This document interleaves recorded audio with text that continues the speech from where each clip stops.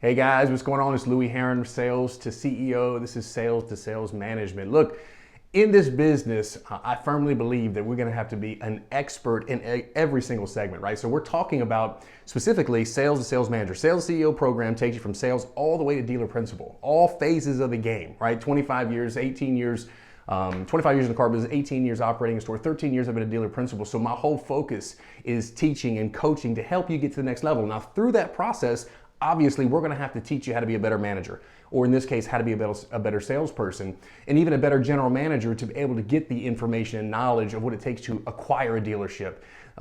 Figure out what it takes to buy the real estate, what it takes to buy a reinsurance company, all those things way down the road. We're talking sales to sales management, right? We're talking consistency. So today we're talking about the meet and greet. I know you're thinking to yourself, oh my gosh, really? Like the meet and greet? Like it's the basic fundamental 101 of doing anything in the car business. But here's what I'll challenge you on.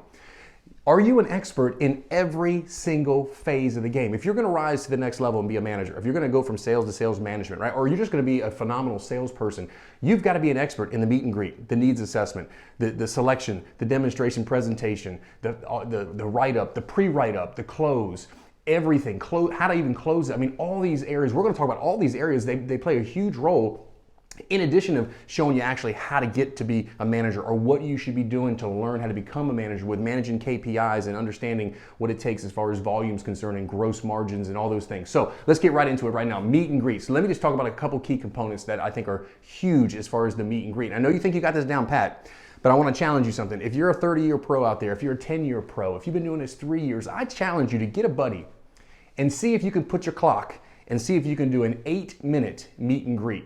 Continuous conversation for 8 minutes. Now, I'm not suggesting you meet and greet a customer and talk for 8 minutes. Some cases you don't have to. Sometimes it's 3. It's 2.5. And I get that. We're talking about harnessing your skills and abilities. We're talking about in the meet and greet, what are we trying to do? Number one, build some rapport. What is rapport, right? A lot of people say, well, he's got golf clubs in the car. So I have golf clubs. I golf. A lot of people say, his tag is from San Diego, California. Well, I got an aunt in San Diego. Yes, I think those are some components of rapport, but really, in my opinion, building rapport with a customer early in the game is really one major thing. You're the expert. The more times you've got to say, I don't know, I'm not sure, I'll get that answer for you, which I think is appropriate. Sometimes you'll have to do that. The more they think they're not dealing with a pro, they're not dealing with an expert, right? So that's your responsibility, and it starts at the meet and greet, right? The first impression is the most important impression, is what they say, but I also will challenge you when we get to the very end in the delivery, the last impression they leave with is just as important as the first. So in this meet and greet, I want you to focus on building some rapport, but more specifically, make a friend. Think about this for a second. How many people get referred to you that's from someone you know or a family member or a friend that beats you up on price? It rarely comes up, right? There's a trust level there. At the very end, they may confirm, is this the best price? Louie, is this the best you can do? This is the best deal. I got you all hooked up.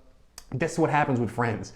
We're not building the friendship, the rapport that we need with somebody. That's why we get pelted with objections during the process of how much and how much can you take off and what's the rate and what's the payment. These are the things that consumers talk about and gravitate to when there's no trust there, right? So again, I want to tell you what's critical in the meet and greet. Number one, firm handshake. Number two, meet every single person. I mean, little Johnny, little Susie, pay attention to the wife. She controls 90% of the deal. You should already know that. Pay close attention and do not, above anything else, forget their name.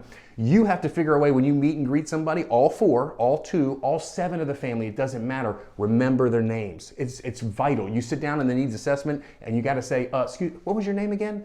Unprofessional, not an expert, again, shows you're not listening.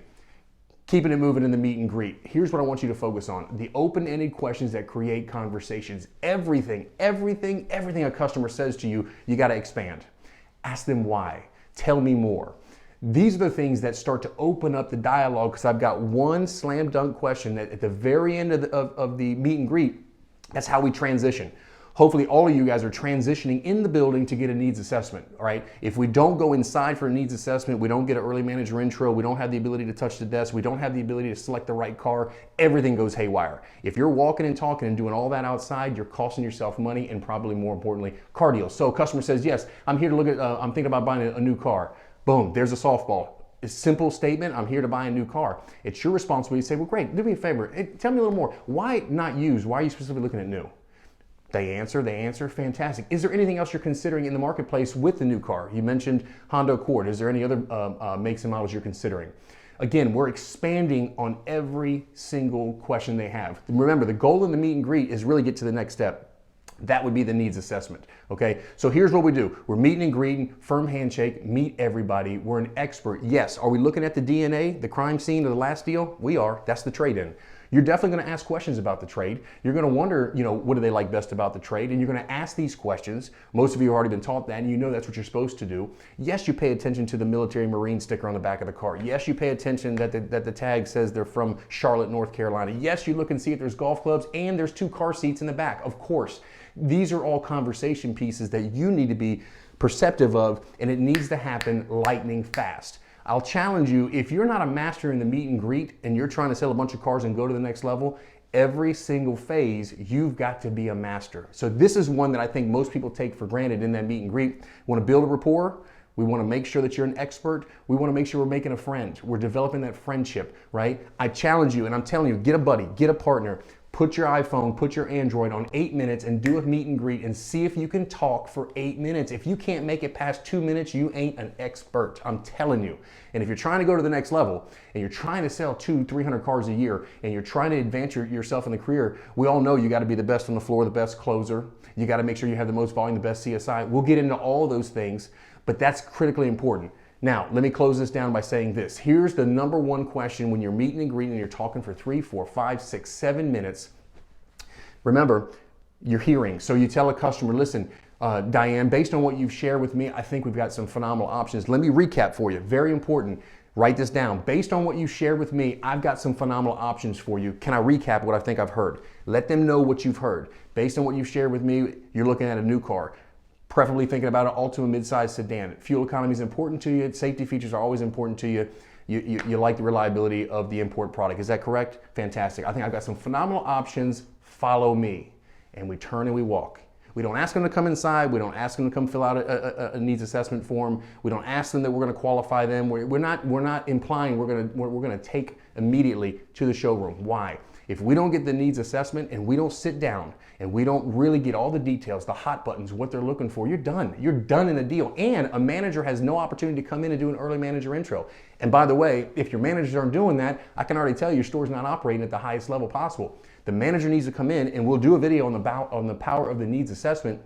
But they need to come in there and introduce themselves, talk about you for a minute, make sure the customer see what car they're looking at, and most importantly, let them know that it's a store's stated policy to make sure that you give them all the information they need to make a well-informed decision. And I'm the guy that does that. My name is Louie. I'm one of the managers, the guy no one ever sees. Here I am. I come in, I'll meet you myself, and I'll even hand deliver the figures if we need to. No sense in beating up John. He doesn't handle that. I do that. I look forward to doing that before you leave. Shake a hand and you're out. If you don't get that done, okay, you're in a bad spot. We also grab keys early in the transition, right? In the needs assessment, we want to praise the car early, right? We want to have speed through the deal.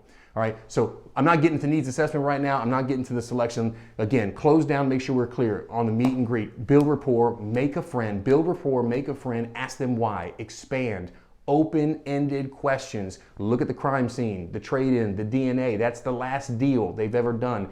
Get the information. And then finally, always remember, based on what you've shared with me, I think I've got some phenomenal options. Guys, if you like what you just heard, do me a favor. Subscribe, hit the like button, put comments down below.